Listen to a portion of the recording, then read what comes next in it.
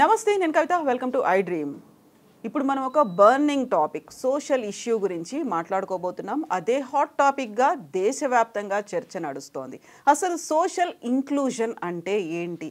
దివ్యాంగులు all India సర్వీసెస్కి పనికిరారా? ఆ మాటకు వస్తే దివ్యాంగులైనటువంటి సర్జన్ల మీద కూడా ప్రజలకు నమ్మకం ఉండదా? ఈ కామెంట్స్ అన్నీ ఇప్పుడు దేశవ్యాప్తంగా చర్చనీయాంశమయ్యాయి. మనతో పాటుగా ఉన్నారు హైదరాబాద్లో ఉంటూ గత కొన్ని సంవత్సరాలుగా కాంపిటేటివ్ ఎగ్జామ్స్కు ప్రిపేర్ అవడమే కాదు, ఆల్ ఇండియా సర్వీసెస్లో పోటీ పడుతున్నటువంటి చిరంజీవి గారు మనతో పాటుగా ఉన్నారు. హలో చిరంజీవి, ఎలా ఉన్నారు మీరు? ఐఎమ్ గుడ్ అండి. ఎలా అనిపిస్తోంది ఇక్కడ హైదరాబాద్లో ఉండి ఐఏఎస్ కోచింగ్ తీసుకోవడం అనేది? ఒక గ్రామీణ ప్రాంతం నుంచి వచ్చిన నేను, సో ఈ సొసైటీలో నేను సర్వే అవ్వాలంటే need to educate first. So ఆ విధంగా చూసి చాలా డెవలప్ అయ్యాను. ఫస్ట్ ఆఫ్ ఆల్ నాకు communication skills Avani, as a ఒక ఆల్ ఇండియా సివిల్స్ ప్రిపేర్ అవ్వాలంటే కావాల్సిన నాలెడ్జ్ని కానీ, ఈ సొసైటీని అర్థం చేసుకోవడానికి కానీ చాలా డెవలప్ అయ్యాను. సో చాలా ఎంపవర్ అయ్యాను నేను రూరల్ టు అర్బన్ రావడానికి. ఆ కాన్ఫిడెన్స్ వచ్చిందా హైదరాబాద్కి వచ్చి సివిల్స్కి ప్రిపేర్ అవ్వడం? ప్రిపేర్ అయిన తెలుగు మీడియం. సో నేను స్టార్టింగ్లో ఫీల్ అయ్యేవాడిని, అరే నేను తెలుగు మీడియం క్రాక్ చేస్తానా చేయలేనా, సో తెలుగు మీడియం సోర్సెస్ లేదు కదా, లేదంటే కమ్యూనికేషన్ స్కిల్స్ లేవు కదా. సో ఈ టైప్ ఆఫ్ మైండ్లో ఉండేవాను. బట్ ఇక్కడికి వచ్చాక ఐ కెన్, సో చేయగలను ఒక కాన్ఫిడెన్స్ వచ్చింది నాకు. తెలుగు మీడియం నాకు వస్తుందా లేదా అనుకున్నారు, దాన్ని బయటకు వచ్చారు. You cracked it.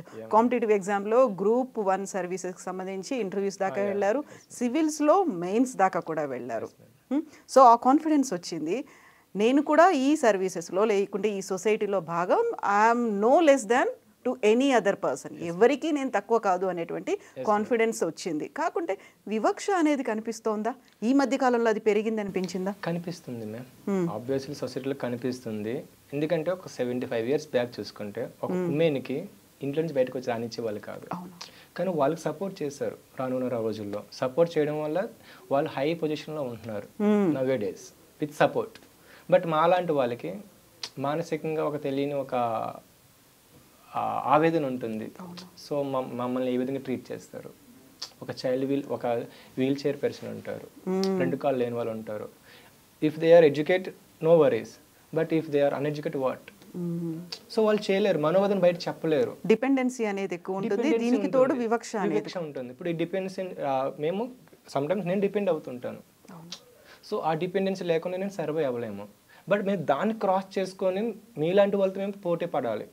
మేము ముందు ఫిజికల్గా కాదు మెంటల్ కూడా స్ట్రాంగ్ అవుతేనేమో మీలాంటి వాళ్ళతో పోటీ పడగలుగుతాం.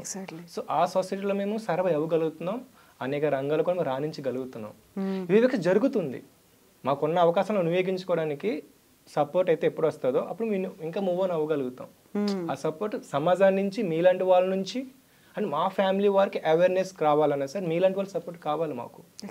And as a all departments, అంటే ఐ మీన్ సొసైటీ కానీ, ఒక ఎన్జిఓస్ కానీ, బ్యూరోక్రాట్స్ కానీ, government of India or government states కానీ ఈ సపోర్ట్ మాకు ఉండాలి. అప్పుడైతే మేము బయటకు రాగలుగుతాం. మా అంతా మేము రావడం చాలా కష్టం, ఎందుకంటే సపోర్ట్ లేకుండా రాలేం. సోషల్ ఇంక్లూజన్ అంటే అదే కదా, మన సొసైటీలో అందరూ పార్ట్. ఆర్టికల్ 4 అంతే చెప్తుంది, అందరూ ఈక్వల్, చట్టం అందరు సమానులే. సో అందరూ సమానంగా ఉన్నప్పుడే కదా మనం చేయగలుగుతాం. అది లేకుండా మీరు వేరు మేము వేరంటే హౌ ఇస్ ఇట్ పాసిబుల్? అందులో మనం దివ్యాంగుల గురించి మాట్లాడుకున్నప్పుడు విత్ డ్యూ రెస్పెక్ట్ అని వచ్చినటువంటి రీసెంట్ కామెంట్స్, ఐఏఎస్ ఆఫీసర్స్ మిగతా సబర్వాల్ గారు చేసినటువంటి కామెంట్స్ చూసిన తర్వాత ఏమనిపించింది చిరంజీవి గారు మీకు? టీచ్ చదవంగానే తెలియని ఒక చెప్పాలంటే లిటిల్గా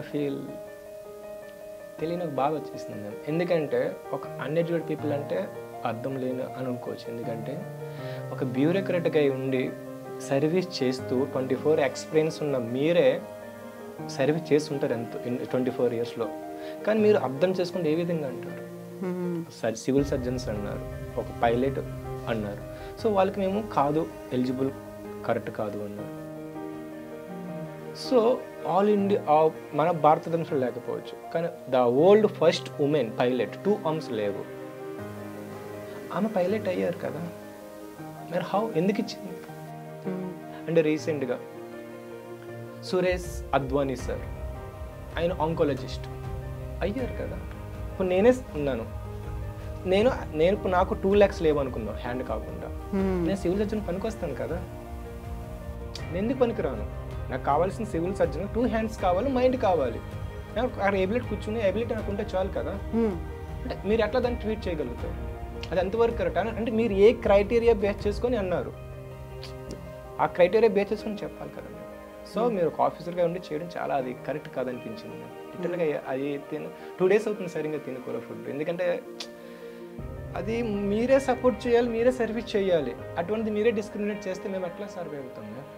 ఇప్పుడు మీరే చేస్తే ఓకే, మీరు సపోర్ట్ చేస్తే మిమ్మల్ని చూసి ఓకే ఏం సపోర్ట్ చేస్తుంది కానీ మాకు ఇంకొక ముందు సపోర్ట్ చేస్తారు. ఇప్పుడు సపోర్ట్ చేయమని అడగట్లేదు కూడా, జస్ట్ మమ్మల్ని ఎంకరేజ్ చేయండి, ఎంపవర్ చేస్తే మేము మూవ్ ఆన్ అవుతాం. ఇప్పుడు నేను ఐఎమ్ ఎడ్యుకేటెడ్, నో వరీస్. ఇప్పుడు నేనన్నా ఒక రూరల్ పీపుల్ నుంచి ఎడ్యుకేట్ అయిపోయి ఇంత అలా వచ్చాను, ఉండగలుగుతున్నాను. మరి నాకంటే ఇంకా బ్యాక్వర్డ్ అయి ఉన్నా వాళ్ళ పరిస్థితి ఏంటి? వాళ్ళకి ఎవరు చేస్తారు? వాళ్ళు ఇంకా మనోవేదన చెందుతారు. సో అటువంటి వాళ్ళ పరంగా మీరు ఆలోచన చేయాలి. ఇప్పుడు ఈరోజు యావత్ భారతదేశమే మీ ట్వీట్కి 2.5 కోట్ల మంది దివ్యాంగులు మీరు బాధపడుతున్నారు మీ ట్వీట్ వల్ల. సో అటువంటి వాళ్ళని మీరు ఉద్దేశించి ఎట్లా అనగలుగుతున్నారు మీరు? తను ఒక మాట అన్నారు, దివ్యాంగులైన వాళ్ళకి, డిసేబిలిటీతో ఉన్న వాళ్ళు ఆల్ ఇండియా సర్వీసెస్కి వచ్చినట్టయితే విపరీతంగా తిరగాల్సి ఉంటుంది, ఫీల్డ్ వర్క్, శారీరక శ్రమ లాంటివి చేయాల్సి ఉంటుంది, అవన్నీ చేసేటువంటి స్టామినా ఉండదు, వాళ్ళకు థింక్ ట్యాంక్స్లు గానో లేకుంటే డెస్క్ జాబుకో పరిమితం అవుతే బాగుంటుంది కదా, దానికి వాళ్ళు బెస్ట్ సూటబుల్ అనిపిస్తోంది అనే మాట. ఎగ్జాంపుల్ అరుణిమ సిన్హా, ఆమె ట్రైన్ యాక్సిడెంట్లో 2 కాళ్ళు పోయాయి. సో పోయినప్పుడు ఆమె ఎవరెస్ట్ శిఖరాన్ని అధిరోహించారు. సో 2 కాళ్ళు లేకపోయినప్పుడు ఎవరెస్ట్ శిఖర అధిరోహించిన ఆమె, అటువంటి వాళ్ళు ఒక ఫీల్డ్ వర్క్ నార్మల్ రోల్తో నడవలేరా? నడవగలుగుతారు, దే కెన్. ఇప్పుడు నేను ఎగ్జాంపుల్, నేను నడవలేనా? నేను ఫీల్డ్ వర్క్ చేయలేనా? సపోర్ట్ చూడండి ఫస్ట్ మీరు నడవగలుగుతుంది, ఎందుకు ఫీల్డ్ వర్క్ చేయలేం? సమ్ పీపుల్స్ కాకపోవచ్చు, కానీ మేము చేస్తాం కదా, మమ్మల్ని సపోర్ట్ చేసి మమ్మల్ని ఎంకరేజ్ చేస్తే మేము చేస్తాము.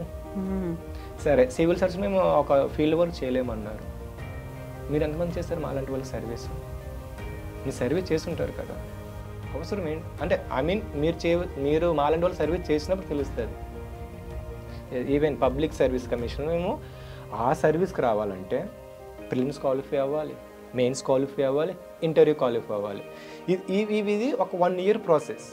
ఈ 1 year ప్రాసెస్ బ్యాక్గ్రౌండ్ చాలా వర్కౌట్ చేయాలి. ప్రిలిమ్స్ క్వాలిఫై అవుతే మెయిన్స్ దగ్గర అండ్ మెయిన్స్ కానీ ప్రిలిమ్స్ కానీ 12 to 14 hours ప్రిపేర్ అవ్వాలి మేము. సో మీతో మేము ప్రిపేర్ అవుతున్నాం. సో మీరు ఏ టైం ప్రిపేర్ అవుతుంది, అదే టైం ప్రిపేర్ అవుతుంది. మీరు డైలీ 5 days మెయిన్స్ ఎగ్జామ్కి ఎవ్రీ డే ఒక సెషన్కి 3 hours ఎగ్జామ్ రాయాలి. మీరు కంటిన్యూగా 3 hours రాయగలుగుతారమ్మా? Is it possible? సమ్టైమ్స్ మీకు ఫింగర్స్ పెయిన్ వస్తాయి 3 hours కంటిన్యూగా రాయాలంటే. అటువంటిది మేము ఓవర్కమ్ చేసి టాప్లో ఉంటున్నాం అంటే మాకు అంటే ఫిజికల్ స్టామినా లేదా మా దగ్గర. సరే మెయిన్స్ క్వాలిఫై అవుతున్నాం, ఇంటర్వ్యూ దేనికోసం? Complete knowledge based. అంటే ఎరా సింగల్ మేము టాప్ 1 ర్యాంకర్, మీరు ఆమె బీట్ చేయలేదా? అంటే ఆమె అంత ఫిజికల్గా స్టామినా ఉంటేనే ఆమె ఎంత ముందడుగేసి ఉంటుంది. ఎంతమంది ఐఏఎస్ ఆఫీసర్లు ఉన్నారు నవేడేస్, బ్లైండ్ పీపుల్స్ కానీ, అంటే వాళ్ళు చేయగలుగుతున్నారు కదండి. మీరు చేయకుండా అంత ఫిజికల్ స్టామినా లేకుండా వాళ్ళు ఇది అవుతున్నారా? అంటే ఆల్ ఇండియా సర్వీస్ మేము ఎలిజిబుల్ కాదా? పని చెప్పని కాదంటే మేము వెళ్ళిపోతాం.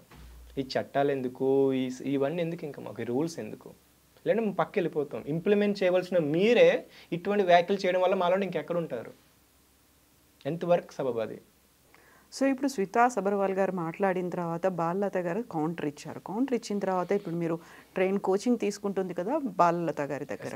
సో బాలలత గారు కూడా ఫార్మర్ బ్యూరోక్రాట్. తను 2 సార్లు క్రాక్ చేసి 2 సార్లు మంచి ర్యాంక్ తెచ్చుకొని సర్వీసెస్లో ఉండి బయటకు వచ్చిన తర్వాత ఇప్పుడు తను రన్ చేస్తున్నటువంటి ఒక ఇన్స్టిట్యూట్ కూడా కమర్షియల్గా రన్ చేస్తున్నారా? ఎలా ఉంది తన రన్ చేసేటువంటి ఇన్స్టిట్యూట్లో? మీరు ఎలా దానికి కోచింగ్ తీసుకుంటున్నారు?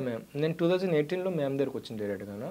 సో కోచింగ్ జాయిన్ అయినా, సో అయితే ఇక్కడ కోచింగ్ జాయిన్ అయినా వాళ్ళకి గైడ్ చేస్తున్నారు అప్పటి నుంచి నాకు. సో ఇక్కడ ఎవరైనా సరే ఒక ఇన్స్టిట్యూట్ స్టార్ట్ చేశారంటే మనకంటూ ఒక పర్సనల్ వ్యూ ఉంటుంది.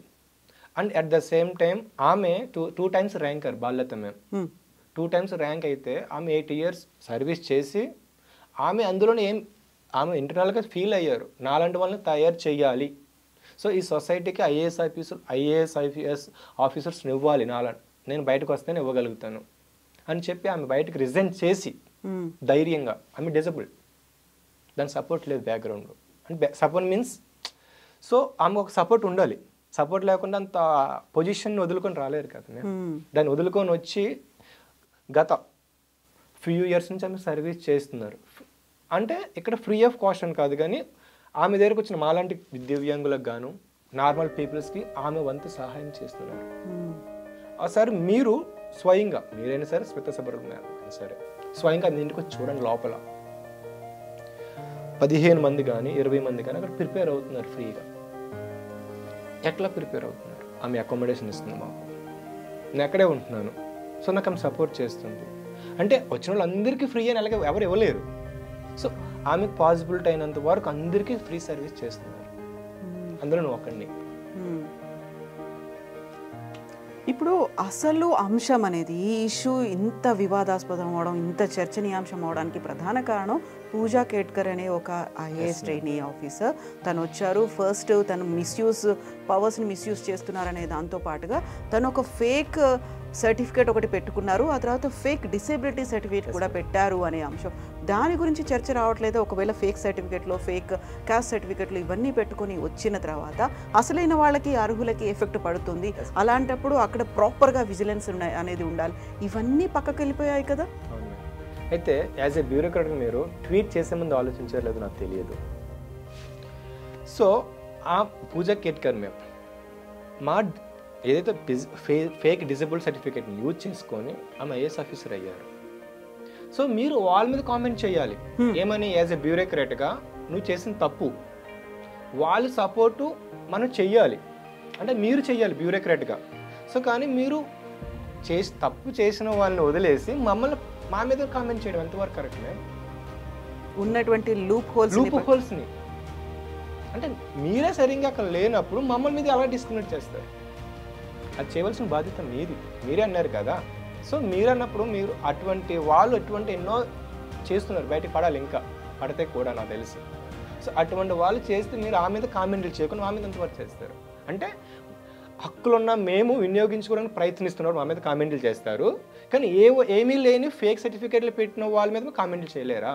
అంటే మీకు ఎంతవరకు ఇది న్యాయం అనిపిస్తుంది? మేము డిస్కషన్ అంతా పక్కదారి పట్టింది. ఇప్పుడు దాన్ని పక్కదోవ పట్టించినట్టే ఉంది. యావత్ భారతదేశం ఇప్పుడు చూస్తుంది మీ కామెంట్ పైన. మీ చేసిన కామెంట్లు బట్టి డైవర్ట్ అయిపోయింది. దాన్ని ఎందుకు మీరు పాయింట్అవుట్ చేయండి. ఇప్పుడు మీరు దీన్ని పాయింట్అవుట్ చేయండి. పూజా కేట్గా చేసింది రైటా రాంగా మీరు అది పాయింట్అవుట్ చేయండి, దాన్ని ట్వీట్ చేయండి. వాళ్ళు మా హక్కులను ఆమె లాక్కుంటుంది. మాకు రావాల్సిన 4% డిజబుల్డ్ పర్సంటేజ్లో మాకు 1000 పోస్టులు 40 మహా అయితే 35 పోస్టులు ఉంటాయి. అంటే ఐవల్ లాక్కుంటారు అవి. మాకు రావాల్సిన పోస్టులు మీరు లాక్కుంటున్నారు. దాని మీద మీరు ఫైట్ చేయండి మీరు కావాలితే యాజ్ ఎ బ్యూరోక్రాట్గా. కానీ మా కోసం మీరు ఎందుకు అలా చేస్తున్నారు? అటువంటి అనుచిత వ్యాఖ్యలు చేసి మా మనోభావాలు దెబ్బతీసేలా మాట్లాడే అంతవరకు కరెక్ట్ మీకు అనిపిస్తుంది? ఎగ్జాక్ట్లీ. అంటే ఇప్పుడు ఒక కాంపిటేటివ్ స్పిరిట్ అనేది ఉంది. ఎక్కడ we're no way less than to any other persons అని చెప్పుకున్న తర్వాత ఇంక్లూజివ్ సొసైటీ గురించి మనం ఇన్ని మాట్లాడుకుంటున్నప్పుడు అసలు అంశం అంతా పక్కదారిపోయి ఒక బీటింగ్ అరౌండ్ ద బుష్ అన్నట్టుగా వేరే ఇష్యూస్ గురించి మాట్లాడుకోవడం. నిజంగా ఒక జెన్యూన్ పీపుల్ ఉన్నారు, ఎవరైతే కాంపిటేటివ్ స్పిరిట్తో ముందుకు వెళ్దాం అనుకుంటున్నారో వాళ్ళకి అన్యాయం జరుగుతోంది, న్యాయం జరగాలి అనుకుంటే చేయాల్సినటువంటి మార్పులు చేర్పులు ఏమున్నాయి అనేది, ఎలా ఎగ్జిక్యూట్ చేయాలనేది ఇవ్వాల్సిన సజెషన్స్ అనేవి ఉంటాయి. అది కాకుండా మాట్లాడడము అంటే ఇప్పుడు డిఫరెంట్గా ఇప్పుడు ఎవరు బాలలత గారు కౌంటర్ ఇచ్చారు అంటే దానికి ఇంకొక కౌంటర్ ఇవ్వడం, రీకౌంటర్లు ఇవ్వడం, దీంతోనే సరిపోతుంది కదా. అవును. సో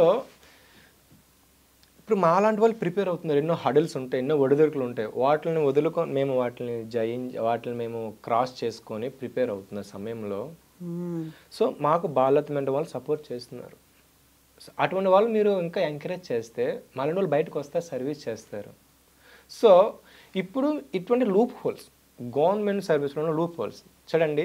ఎగ్జామ్ రాశారు, దాన్ని కరెక్ట్గానే దాన్ని ఏమంటారు ఇప్పుడు యూపీఎస్సీ ఇంటర్వ్యూ చెక్ చేశారు, ఆమె సర్టిఫికేట్స్ని వెరిఫై చేశారు.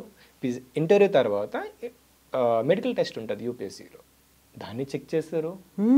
అంటే అక్కడ సర్టిఫికేట్లోనే ఉన్న చూసారా లేదంటే ఫిజికల్గా ఆమె ఏం లోపం ఉందని చెక్ చేశారు. చెక్ చేసి డిజేబిలిటీ ఏ పర్సెంటేజ్లో ఉన్నదనేది కూడా ఎలా ఐడెంటిఫై చేశారు. అసలు చెక్ చేసిన వాడు బాగున్నాడు, జాబ్ వచ్చిన వాళ్ళు బాగున్నారు, దాన్ని అనుభవిస్తున్న వాళ్ళు బాగున్నారు. కానీ మా పరిస్థితి ఏంటి? మేము ఇప్పుడు ఆ ఇయర్ ఒక పోస్ట్ పోయినట్టే కదా మా వాళ్ళది. మా కేటగిరీలో మా లాంటి డిజబిలిటీ ఒక ఇంటర్వ్యూకి వెళ్ళిన పర్సన్ జాబ్ పోయినట్టే అక్కడ 1:2.5 తీస్తారు అంటే అందులో ఒక పర్సన్ నా జాబ్ పోయినట్టే కదా.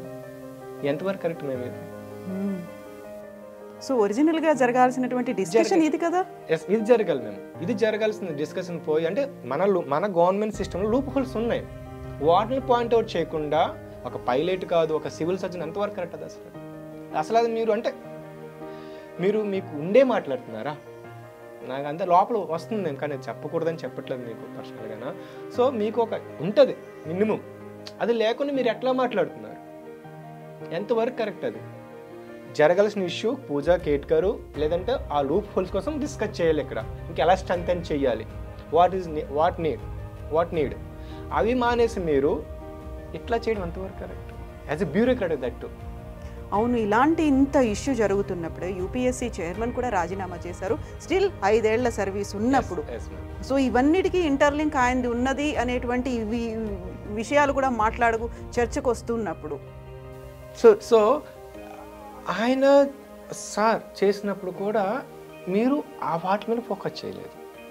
రాజీనామా చేశారు సార్ అండ్ ఇక్కడ ఇష్యూ జరుగుతుంది కానీ మీరు వాటి మీద ఫోకస్ చేయలేదు. కానీ ఎందుకు అట్లా?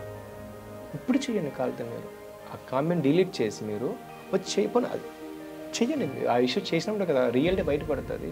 నాది రియాలిటీ పెట్టుకోకుండా మీరు దానికి కౌంటర్ ఇస్తుంటే మేము ఇంకా ముందడుగేస్తాం.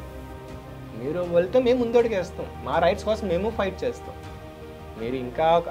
మీరు కౌంటర్ ఇస్తే దానికి కౌంటర్ ఇస్తూనే ఉంటాం, కానీ మా రైట్స్ పరంగా మేము వెళ్తాం. మేమైతే మా రైట్స్ మాకు వచ్చేంత వరకు మేము ఫైట్ చేస్తూనే ఉంటాం. ఎందుకంటే మా మనోభావాలు దెబ్బతీసేలా మీరు మాట్లాడారు. సో మీరు దయచేసి అంటే మ్యామ్ మీరు అంటే స్మిత మ్యామ్, సో ఇటువంటి మీరు ట్వీట్లు చేసాము ఒకసారి ఆలోచించండి. గవర్నమెంట్ సర్వెంట్గా మీరు ఉన్నప్పుడు government loop holes find out చేయండి. వాటిని ఫైండ్ అవుట్ చేయకుండా మా మీద ఫైట్ చేయడం ఎంతవరకు కరెక్ట్? సో ఫోకస్ పెట్టాల్సిన అంశాలు సొసైటీలో చాలా ఉన్నాయి మ్యామ్. స్మిత సపర్ మ్యామ్ చెప్తున్నాను, మీరు మీరు 24 ఇయర్స్లో సర్వీస్ చేశారు మా లాంటి వాళ్ళకి. నిజంగా మీరు చేస్తుంటే ఇటువంటి ట్వీట్ చేసేవారు కాదేమో నా పాయింట్ ఆఫ్ వ్యూ నాకు అనిపించింది. ఈవెన్ అనుభవం ఉన్నవాడే దేనికైనా సరే ఇదవుతాడు, ఆలోచించి మాట్లాడతారు. అనుభవం లేనివాడు ఆలోచించి ఏదైనా మాట్లాడతారు.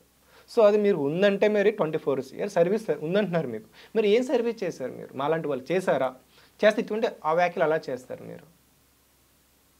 సో ఒక రకంగా సైకలాజికల్గా ట్రామా అనేది అయితే ఉంటుంది కదా, మేము మమ్మల్ని ఇలా రెస్ట్రిక్ట్ చేస్తారా, దీనికి పనికిరామా? 2 days అవుతుంది సరే. ఎందుకంటే అది పడుకునే ముందరే ఒక ఆఫీసర్, మేము ఫ్యూచర్ ఒక ఆఫీసర్ అయితే అటువంటి కాబోయే వాళ్ళు మమ్మల్ని అటువంటి ట్వీట్ చేసిన ఎంతవరకు సర్వే అవుతుంది? ఇప్పుడు అంటే అనుకోడు పర్సనల్గా మిమ్మల్ని ట్వీట్ చేస్తే మీరు ఊరుకుంటారా? మేము మీ జెండర్ బేస్కి మిమ్మల్ని చేస్తే మీరు ఊరుకుంటారా?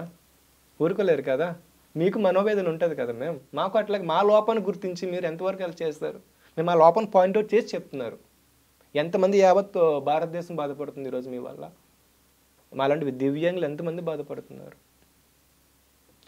అర్హులేమో ఇక్కడ ఎటు కాకుండా ఉన్నారు, అనర్హులేమో కావాల్సింది పొందుతున్నారు మీలాంటి వాళ్ళ వల్ల. కేవలం మీరే కరెక్ట్గా ఉంటే మాలాంటి వాళ్ళకి మూవ్ ఆన్ అవుతాం మేము. అన్ని కావాల్సినవి మాకు వస్తాయి, ఏవి లేవు. ఆర్టికల్ 14 ఇంప్లిమెంట్ అవుతుందంటే ఎక్కడ అవుతుంది? మీలాంటి వల్ల. పీడబ్ల్యూడీ యాక్ట్ ఏమవుతుంది? మన కాన్స్టిట్యూషన్ ఏమైపోయింది? ఇవన్నీ ఎక్కడికి వెళ్ళిపోయాయి? అవి లేవా? ఉంటే బయటకు వస్తాయి కదా మేము. ఇంత వివక్ష ఉంది మేము సొసైటీలో నో డేస్.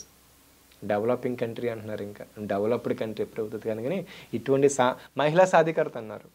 మరి దివ్యాంగుల సాధికారత ఎక్కడుంది? దానికోసం ఏం పోరాటం చేస్తున్నాం? మేము కనుక వస్తే ఎవరు ఏం చేయలేరు. కానీ మాకు ఒక పబ్లిక్ ప్లేసెస్కి వెళ్తే మినిమం రిక్వైర్మెంట్స్ లేవు. అంటే మౌలిక సదుపాయాలు మాకు మినిమం లేవు. ఒక డిజబుల్డ్ పీపుల్, ఒక వీల్ చైర్, ఒక పూర్ పీపుల్, ఎకనామికల్గా కొంచెం వాళ్ళు బస్సు ఎక్కగలుగుతారా? వీల్ చైర్ ఎక్కలేరు కదా మేము. ఒక ర్యాంప్ ఉంటుంది ఒక పబ్లిక్ ప్లేసెస్లో, పబ్లిక్ ఆఫీసెస్లో. వాటి మీద డిస్కస్ చేయండి మీరు. మాకు కావాల్సిన వాటి మీద డిస్కస్ చేయండి. వాటి మీద డిస్కస్ చేయకుండా మీరు ఏవేవో వాటి మీద డిస్కస్ చేసి మమ్మల్ని మా మీద మీరు పాయింట్అవుట్ చేస్తే ఎంతవరకు కరెక్ట్? ఇటువంటి రీఫార్మ్స్ తీసుకొచ్చినప్పుడే మేము పబ్లిక్ ప్లేసెస్లో కానీ లేదంటే ఎవ్రీథింగ్ సొసైటీలో కావాల్సిన ఆ రిక్వైర్మెంట్స్ మాకు ఇచ్చినప్పుడే మేము మూవ్ ఆన్ అవ్వగలుగుతున్నాం విత్ ఆల్ సపోర్ట్. సొసైటీ కానీ గవర్నమెంట్ నుంచి కానీ మీలాంటి అంటే ఉన్నత స్థాయిలో ఉన్న అధికారుల నుంచి కానీ అంటే మీ నుంచే మాకు రావాలి. మీరు అల్టిమేట్గా మీ నుంచి మాకు ఇవన్నీ వస్తాయి, because we are the implemented everything. ప్రతి ఒక్కదాన్ని మీరు ఇంప్లిమెంట్ చేస్తారు. మీరే లేనప్పుడు మేము ఇంకెక్కడ ఉంటాం? అంటే మీరు సంస్కరణలు తీసుకురారు, ఎటువంటి మార్పులు చేర్పులు చేయరు, మాకు సాధికారత రాదు, కానీ మా మీద మీరు కౌంటర్ చేస్తారా? ఎంతవరకు కరెక్ట్ అండి ఇది చేసేది? సో ఆ ట్వీట్ చూసిన తర్వాత ఆందోళనలు అవుతున్నాయి, పోరాటాలు, హక్కుల సాధనలు ఇవన్నీ అవుతున్నాయి. ఇప్పటికీ కూడా ఒక రెస్పాన్స్ అనేది మీకు అనుకూలంగా వస్తుంది అనుకుంటున్నారా గవర్నమెంట్ సైడ్ నుంచి? ఎలా ఉంటే బాగుంటుంది? రావాలని కోరుకుంటున్నాం మేము. ఇది నా ఒక్కలు కాదు మేము, 2.5 కోట్ల మంది దివ్యాంగుల మనోభావాలు దెబ్బతీసేలా ఉన్నాయి ఆ వ్యాఖ్యలు. ఇప్పుడు కూడా గవర్నమెంట్ నుంచి సపోర్ట్ కానీ రాకపోతే గవర్నమెంట్ ఉండి వేస్ట్ అండి నా పాయింట్ ఆఫ్ వ్యూ. ఎందుకు అంటే మీరు చేయవలసిన సర్వీస్ మా కోసం. మీరే అంటారు దివ్యాంగుల సాధికారత, మహిళా సాధికారత, రకరకాల అన్ని విధాలుగా సామాజిక వర్గ ఉండే వాళ్ళకి సాధికారత అంటారు. మీరే కనుక ఇటువంటి సమయంలో ఇటువంటి అధికారులపైన యాక్షన్ తీసుకోకపోతే ఇంకా వస్తూనే ఉంటాయి, కామెంట్లు వస్తూనే ఉంటాయి, ఇటువంటి పుట్టుకుని వస్తూనే ఉంటాయి. సో ఎలా అయితే మీకు మద్దతుగా ఎన్ని పోరాటాలు జరుగుతున్నాయో, ఆందోళనలు జరుగుతున్నాయో, సేమ్ తను పెట్టినటువంటి ట్వీట్కి అనుకూలంగా తనను డిఫెండ్ చేస్తూ కొంతమంది కామెంట్స్ కూడా చేస్తున్నారు. నిజమే, వాళ్ళకి స్టామినా ఉండదు, లేకపోతే మీరు చెప్పినటువంటి దాన్ని నేను అంగీకరిస్తున్నాను, యాక్సెప్ట్ చేస్తున్నాను అని వస్తున్నటువంటి కామెంట్స్కి మీ రియాక్షన్ ఏంటి? ఎస్ మ్యామ్, ఇప్పుడు ప్రతి పీపుల్లోని అంటే ఇప్పుడు మీ మహిళలు కానీ, దివ్యాంగులు కానీ, ట్రాన్స్జెండర్స్ కానీ అందరూ అన్ని కొన్ని వాళ్ళకి ఎలిజిబుల్ చేయలేము కొన్ని. ఇప్పుడు మేము ఉన్నాం, నేను ఐపీఎస్కి ఎలిజిబుల్ కాను. ఎందుకు ఎలిజిబుల్ కాను? బికాస్ ఆఫ్ నేను షూటింగ్ చేయలేను, ఐ యాక్సెప్ట్. బట్ నేను మెంటల్గా స్ట్రాంగ్, సో నేను డెస్క్ అడ్మినిస్ట్రేటివ్ చేయగలుగుతాను కదా, అంటే ఒక ఇంటెలిజెన్స్ బ్యూరోలో పని చేయగలుగుతాను కదా. సమ్ టైమ్స్ అంటే నేను ఫీల్డ్ వర్క్ కాకుండా కానీ ఇక్కడ చేయగలుగుతాను. సో మీకు సపోర్ట్ చేసే వాళ్ళందరూ ఒకసారి ఆలోచించండి. ఎవరైతే ఆమె మేడం గారి ట్వీట్కి సపోర్ట్ చేస్తున్నారో ఒక్కసారి మీరు డైవర్సిటీఫైగా ఆలోచించండి. అప్పుడు మీకు ఆ ప్రాబ్లమ్స్ అర్థమవుతాయి. ఆమె ఏ విధంగా అసలు ఆమె ట్వీట్ చేసిన అవసరం ఏమిటి అని క్వశ్చన్ చేయండి ఫస్ట్. ఆమె ఏ పర్స్పెక్టివ్లో చేశారు, దానికి ఆన్సర్ ఇవ్వనండి మాకు. దానికి రీకౌంటర్ ఇచ్చి జస్ట్ ఆస్కింగ్ అంటే మేము జస్ట్ ఆస్కింగ్ లాగా మేము మూవ్ ఆన్ అవుతాం. మేము సో ట్రూ చిరంజీవి గారు, మీరు చెప్పింది నిజంగానే 2.5 crores పబ్లిక్ వాయిస్, అది ఇంక్లూజివ్నెస్ అంటే ఏంటి, సొసైటీ అంటే ఏంటి, అందరూ కలిస్తేనే కదా సొసైటీ అనేది. సో మీరు కోరుకున్నట్టుగా మీరు అడిగినటువంటి క్వశ్చన్స్ అన్నిటికీ ఆన్సర్ వస్తుంది, ఒక ప్రాపర్ సొల్యూషన్ వస్తుంది అని we are expecting. Thank you so much, best wishes to you, and don't lose your ఆ ఇన్స్పిరేషన్ కావచ్చు, ఆ స్పిరిట్ని కావచ్చు, just keep going on. Thank you ma'am, thank you. And lastly I request you, nowadays మా వాయిస్ వినిపించాలంటే మీ social media fourth pillar in democracy system. So మీలాంటి సోషల్ మీడియా వల్ల కేవలం మాలాంటి ప్రాబ్లమ్స్ బయటకు వస్తాయి. సో విత్ యువర్ సపోర్ట్, అంటే మీడియా సపోర్ట్తో మేము మా రైట్స్ మేము ఎంతవరకు వెళ్తాం. మీ సపోర్ట్ మాకు ఉన్నప్పుడు కానీ, ఎందుకంటే మీ సపోర్టే మాకు ఉండాలి, 4th pillar of the democracy కాబట్టి. సో మీ సపోర్ట్ ఉంటే డెఫినెట్లీ మేము you can. Definitely, Chiranjeevi garu. Thank you so much. Best wishes to you, and we will meet once again. Definitely. After you achieve. Me achievement tarvata we will celebrate your success also. Definitely, ma'am. Thank you so much.